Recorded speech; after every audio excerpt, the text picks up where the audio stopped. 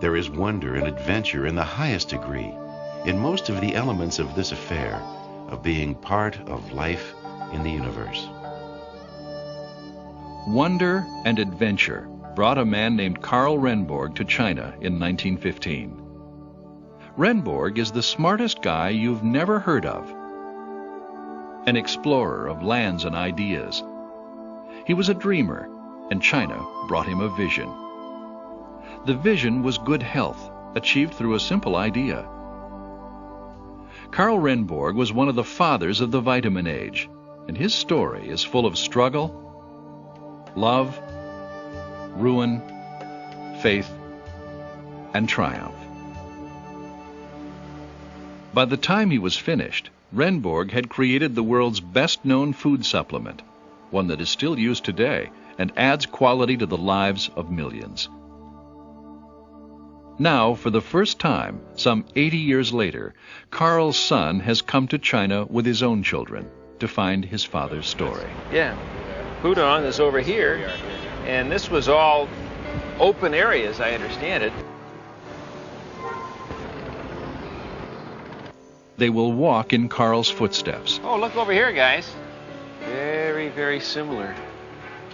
My father used to live here. That's my father. Is there any ghosts here? They will see what he saw. This must have been what it looked like when he came in. I mean, of course, he didn't see these big buildings, but probably these little guys around here, it kind of looks the same.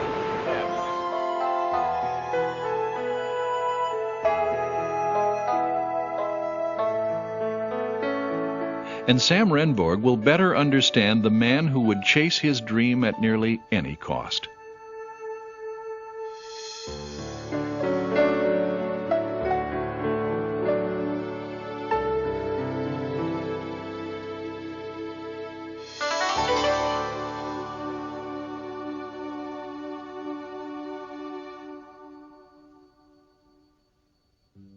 Karl Franklin Renborg was born in 1887 in St. Augustine, Florida. The family relocated, first to Savannah, Georgia, and then to Huntington, Connecticut. His father, Paul, was a jeweler who traveled the East Coast. Soon, Karl got the traveling bug as well. So he saw lots of different types of people and lots of different types of situations. And the whole family would travel together, complete with animals and the whole deal up and down the coast. So I think that sort of built in him an interest in the people and their cultures and wanting to understand them. His curiosity seemed almost innate. He was fascinated by the world around him. As a teen, he painted trees he had seen, and then he wrote about the experience in his journal. Today we ate lunch out on the dry grass under a pine and saw lots and lots of arbutus, but only found one that was flowered out.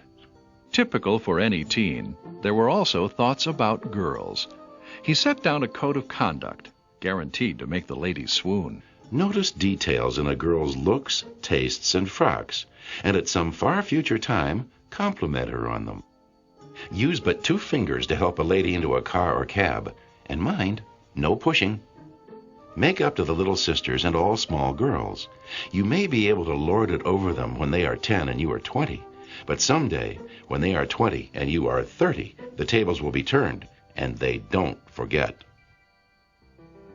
Karl taught himself to speed read and could consume a book a day. He had an instinct that his knowledge would someday lead him somewhere.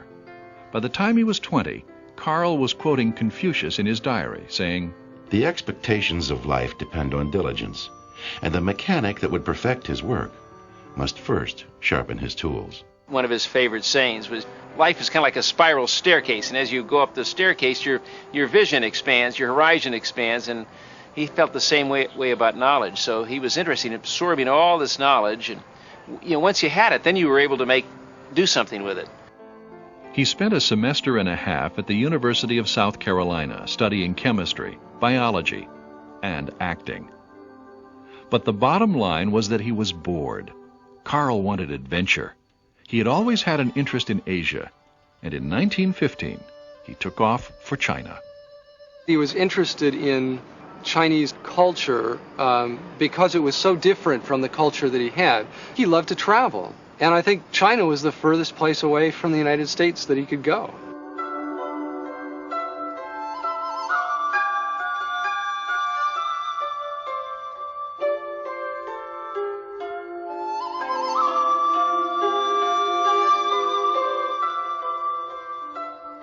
You remember the stories that your father told you when you're sitting on his lap, you know, and about China. And then to actually see these places, it just brings back these memories, and it's hard to put a lot of it into words.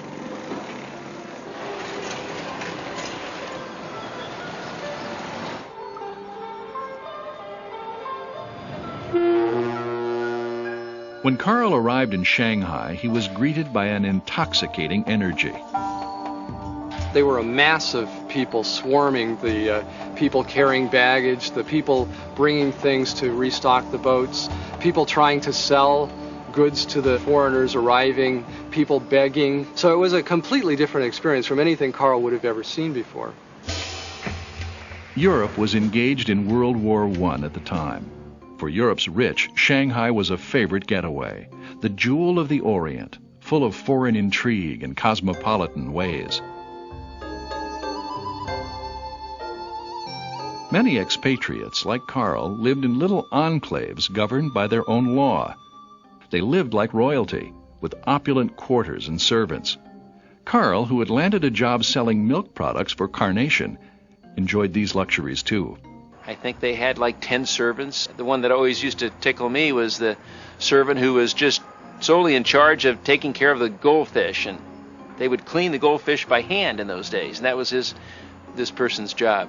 But unlike most others, he very much tried to assimilate. Carl went out and learned Chinese, and I think it was a sign of his curiosity that he took that extra step. And he wrote Chinese, and he would speak to his Chinese employees in Chinese. He took great trips out to the countryside. It was the adventure he had dreamed of.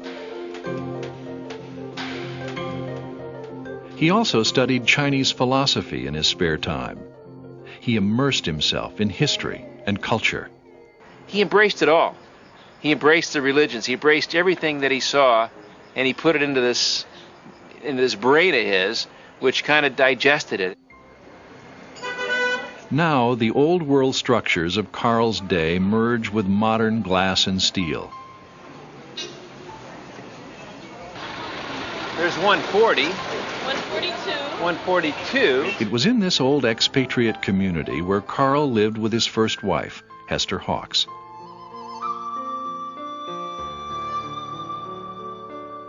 It was a place Sam wanted to find. Look, this is very similar. These houses coming up here, very interesting. There it is. There it is. Huh? Look at that roof. The entrepreneurial spirit within Carl was excited about the prospects of selling milk. He figured it was really needed since he regularly observed evidence of calcium deficiency among the people. Unfortunately, he was finding milk to be a hard sell. What he didn't count on was that many Chinese suffered from what we now know as lactose intolerance. Milk sales slumped. As he traveled around trying to pitch milk products, Carl began to study the Chinese people. Renborg had always had acute powers of observation, and he noticed that people varied in health by region, and not necessarily by wealth. Chinese peasants who ate mostly fresh vegetables and whole grain brown rice didn't get beriberi disease. More affluent Chinese who could afford meats and husked white rice did get sick. He also observed that those eating bean sprouts were more likely to be free of scurvy. Non-sprout eaters seemed at higher risk. In Carl's day, most doctors thought that disease like beriberi and scurvy came from germs consumed with food intake. Carl began thinking that was just to the contrary.